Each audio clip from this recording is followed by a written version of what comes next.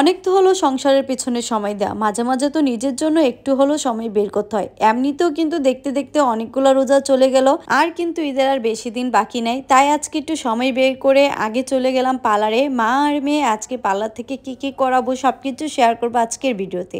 Hello everyone, আসসালামু আলাইকুম, সবাই কেমন আছেন?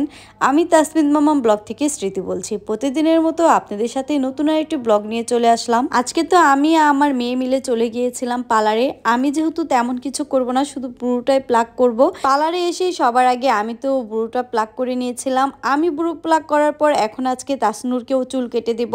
এমনি তো তাসনুরের চুলটা কিন্তু মোটামুটি বড় হয়ে গিয়েছে, এজন্য মনে করলাম পার্লার থেকে গিয়ে চুলটা কেটে দেই, তাহলে আমার মেয়েকে দেখতে একটু বেশি সুন্দর লাগবে। আর বাচ্চাদের চুল কাটা যে কতটা প্যারার ব্যাপার সেটা কিন্তু আমার মেয়েকে না দেখলে একদমই বুঝবেন না। ওকে তো আমি কুলে নিয়ে নিয়ে এখানে চুল কাটছিলাম, আর যে আপুটা ওর চুলটা কেটে দিয়েছিল ওনার তো অনেক ধৈর্য বলতেই হবে। সে তো অনেক ধৈর্য সহকারে আমার মেয়ের চুলটা কাটে। তো আমার মেয়ে তো একদমই চুলটা কাটতে দিচ্ছিল না, ও তো অনেক নড়াচড়া করছিল। তো এদিকে আমি ওকে একটু টাইট করে ধরে রাখছিলাম, আর এদিকে আপুটা সুন্দর করে আমার মেয়েটার চুলটা কেটে দেয়। তো আজকে কিন্তু আমার বুড়িটাকে মাশাআল্লাহ চুল কাটার পর অনেক সুন্দর লাগে। আর এর আগে কিন্তু আমি কখনো তাসনুরের চুল পার্লার থেকে কাটাই নেই। সামনের চুলগুলো তো আমি বাসায় বসেই ছোট করে কেটে দিতাম। এখন যেহেতু চুলগুলো বড় হয়ে গিয়েছে এজন্য পার্লারে নিয়ে আসলাম।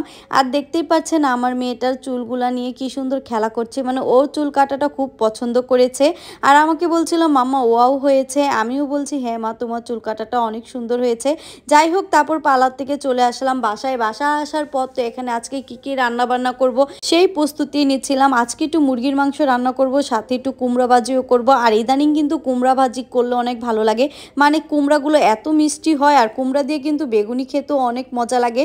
তো আপনাদের ভাই ওই দিন একটা কুমড়া নিয়ে আসছিল, সেই কুমড়াটা দিয়ে আজকে কুমড়া ভাজি করব, সাথে একটু মুরগির মাংসটাও রান্না করব। তো এখানে আমি মুরগির মাংসটা বসিয়ে দিব। তো এর জন্য আগে পেঁয়াজটা ভেজে এর মধ্যে সব ধরনের মশলাগুলো দিয়ে একটু কষিয়ে নিব। ইদানিং না আমার এই কড়াইটার মধ্যে রান্না করতে অনেক ভালো লাগে। এই কড়াইটার মধ্যে রান্না করলে তরকারি কালারটা এত সুন্দর আসে, আমার কাছে তো অনেক ভালো লাগে। আর এমনিতেও কিন্তু ভিডিওতে অনেক সুন্দর আসে। তো এখানে আমি মশলা কষানো হয়ে গেলে এর মধ্যে আমি মুরগির মাংসগুলো দিয়ে দিলাম। আজকে কিন্তু মুরগির মাংসের সাথে একটু আলুও দিয়েছি, আলু দিয়ে ঝোল করে একটু তরকারিটা রান্না করব। সেই তরকারিটা খেতে কিন্তু অনেক ভালো লাগে। আর এখানে একটু আম ডালও রান্না করে নিলাম। মুরগির মাংস রান্না করলে কিন্তু এর সাথে আমার একটু ডাল লাগে, ডাল হলে আমার কাছে ভালো লাগে। আর ইদানিং না আম ডালটা খেতে একটু বেশিই ভালো লাগছে।